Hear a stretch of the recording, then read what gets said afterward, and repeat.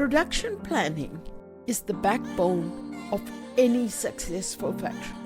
It is a system that transforms orders into finished garments efficiently, on time, and at the right cost. Today, I will take you back to when my story began.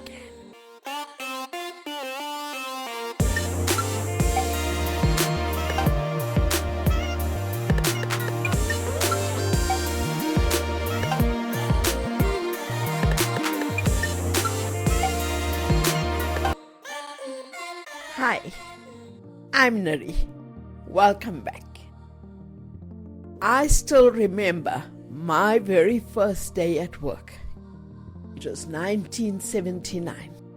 I remember my first step onto the factory floor. The smell of fresh cut fabric, the humming of sewing machines, and a buzz of people. It was a real-time beehive.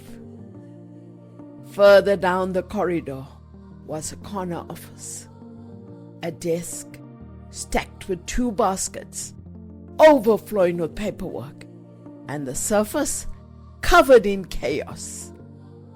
That desk became my world. Before I walked into this factory, I thought production began when the sewing machine started up. I was wrong. It begins the very moment an order lands on your desk. In this episode, I'm going to take you back to those early days and step by step show you how I built my own production planning system. One that turned chaos into order and made our factory run like a well-oiled machine. The first lesson I learned was that an order is never just an order. It's a set of promises on style, quantity, and delivery day. And we are bound to keep those promises to the customer. Now, bear in mind that this was a world before computers. But tracking orders was still an essential part of running a factory. I developed and kept a big master order book on my desk. Thick, hard-covered, with columns ruled in pencil. Every order got a line in that book, sorted by delivery date. Urgent orders got a red tab sticking out the side so I couldn't miss it. Today I'd recommend keeping that same discipline, but in a digital format.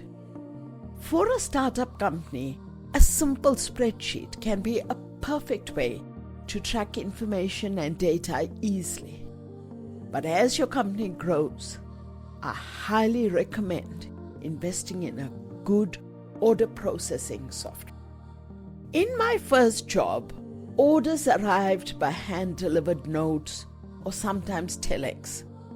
Handwriting was something barely legible, but every detail mattered. Through trial and error, I learned that it was imperative to have orders approved by the customer before proceeding with manufacturing. And I've applied this practice ever since. Of course, at that time, it was a manual process too. I would create an order form on my ancient typewriter that will then be posted to the customer with a garment sample. They would then approve the order details, tag seal the sample, and post it back. Now you can imagine how time-consuming this process is. But it was critical because if the order ended up being wrong, it would be far worse. Today, an email takes no more than 5 minutes. And those 5 minutes can save a lot of hassles from picky customers. The tools may have changed, but the principle is timeless.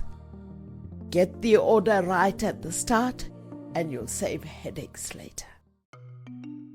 Once the orders were in the book, my next job was to figure out exactly what materials we needed: fabric, trims, and accessories. This wasn't guesswork, it was precision.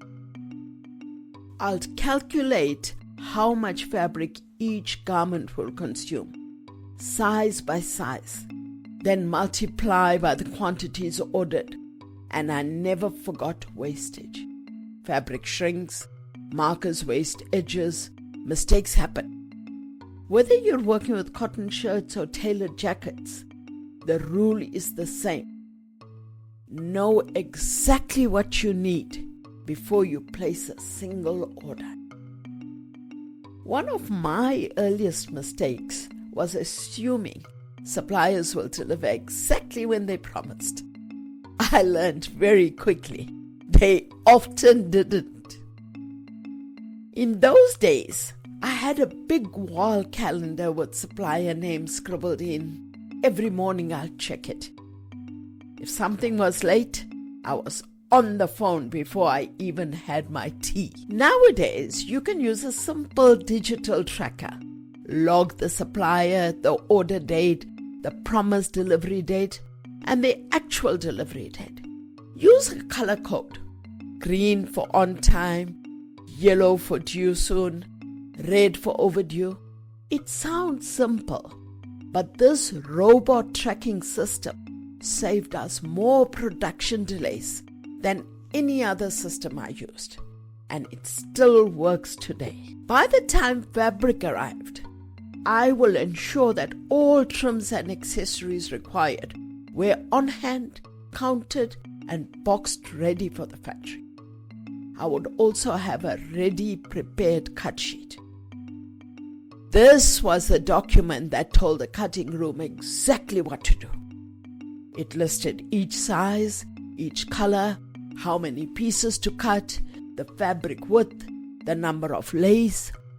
Without it, cutters will be guessing, and guessing costs money. In my early days, I wrote them by hand. Later, I built a template, so every cutting order looked the same. Consistency meant fewer mistakes, and it served as a checklist as well. The cut sheet is the final bridge between planning and production. If this is wrong, then everything that follows will be wrong. Looking back, I realized that production planning is like a chain, and that chain is only as strong as its weakest link. From the moment an order arrives, every link, orders, material, tracking, cutting order, must hold firm. I built my first system out of necessity, but it became my blueprint for every factory I set up afterwards. If you start with the same discipline, your production will be smoother, faster, and far more profitable.